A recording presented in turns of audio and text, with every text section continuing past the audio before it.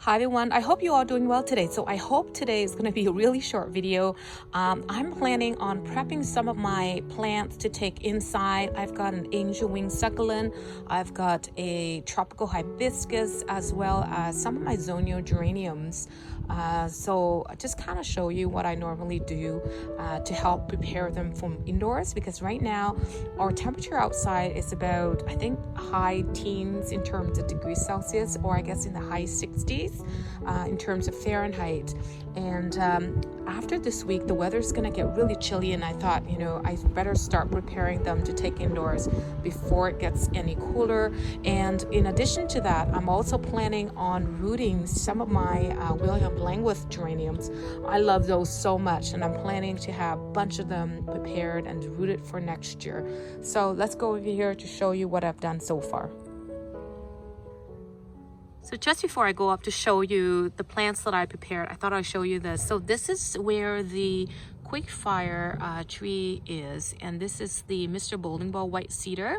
And I just noticed that there's a dead patch of snow alyssum here, and I came a little bit closer and found that the squirrels actually dug all the way into the root ball of this white cedar. So I hope it hasn't killed the plant, but I noticed that the alyssum is pretty much brown and dead in that area. Oh well, these squirrels, they're cute and adorable, but they do so much damage to the garden, so that's too bad. So here on this side of the porch, I also have my angel wing succulent as well as my rosemaries, and they've been sitting here for a while. So I'm going to leave them out here, like I said, with the rest of the plants for the next 3-4 days, and then I will start taking them inside the house. And on this side, I've got my 3 geraniums. I don't know if you remember, I got those at Lowe's for 50 cents each. They've been flowering. And then I also have the tropical hibiscus that I got, I think, for $3.50. So I've got them sort of laid here for the last few days. I'm gonna wait till, I would say, another 3-4 days to kind of get them used to the temperature, because right now, like I said, it's in the high teens or low 20s in terms of temperature in Celsius. I'll put the Fahrenheit on the screen for you. So I'm trying to get them used to the temperature that's similar to what we have indoors, because we have our temperature set up to about 70 degrees Fahrenheit, or I guess 20 degrees Celsius indoors. So this is the best time to start thinking about taking them indoor so that you don't shock them that much, right? Because you want similar conditions, what they are now and what they will be used to once they are indoors. So anyhow, that's what I did. So before taking these inside, what you could do is you could repot these into fresh potting soil, or do what I do. I mix a solution of hydrogen peroxide that you can buy in the store.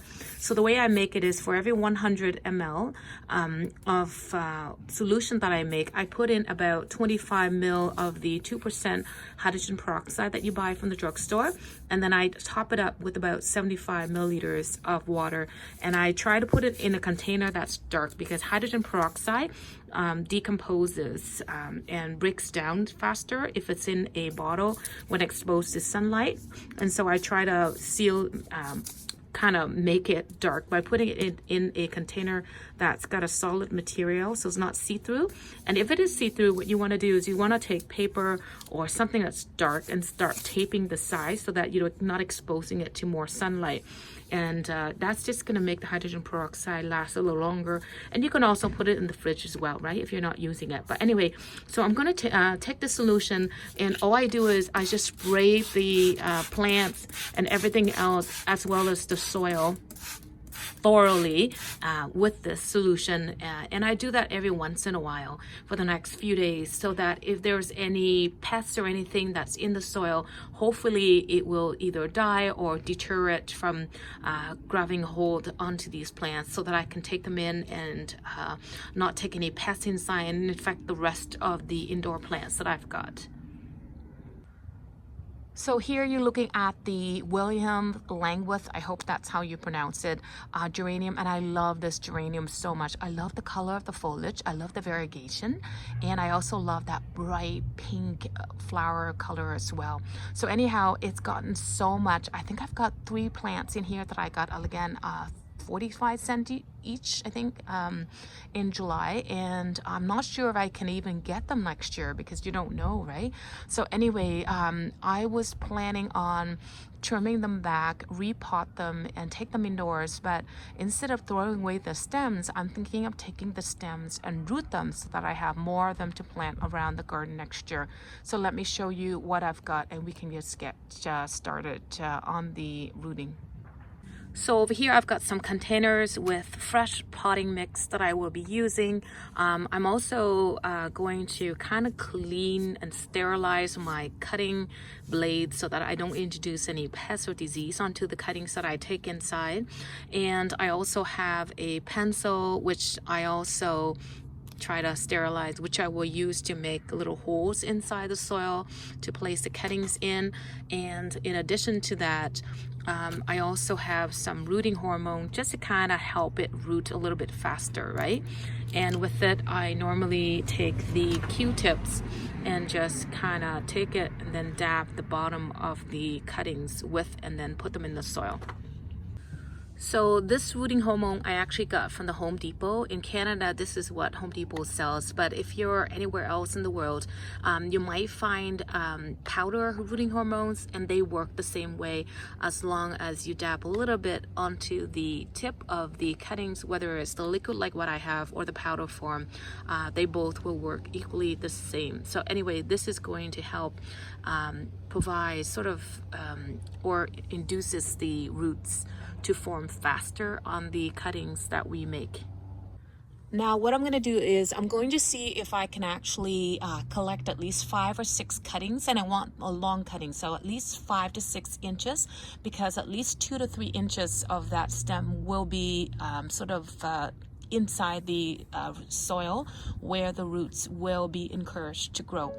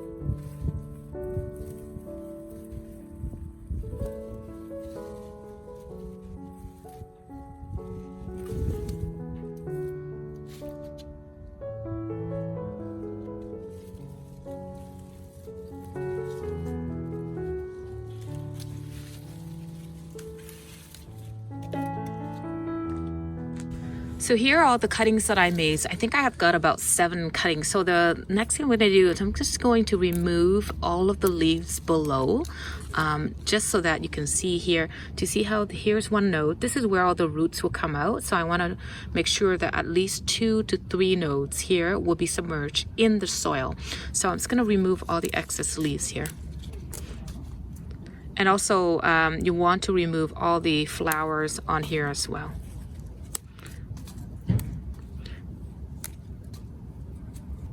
So like that. So what I'm going to do now is I'm just going to take my rooting hormone,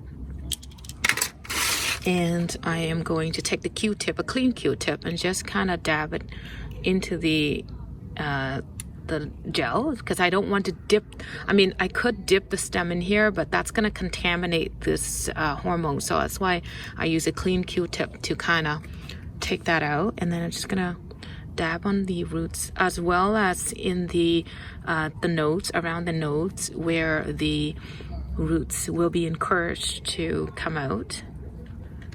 So just a little bit like that. And then all I do is I take my pencil and create a little hole all the way down. And again, I want at least 2 to 3 nodes submerged into the soil, but at least 2. But if you can do 3. So I think I'm gonna try to do 3, because you see how I've got a really shallow can here. So 3 might take it all the way to the bottom. So I think I'm gonna dip it in 2 nodes below the soil. Like that, and then I just kind of tap it in.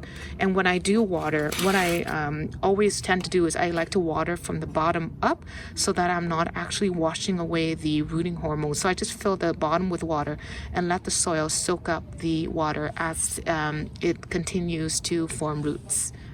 So I'm just gonna go ahead and do the rest of these and show you afterwards.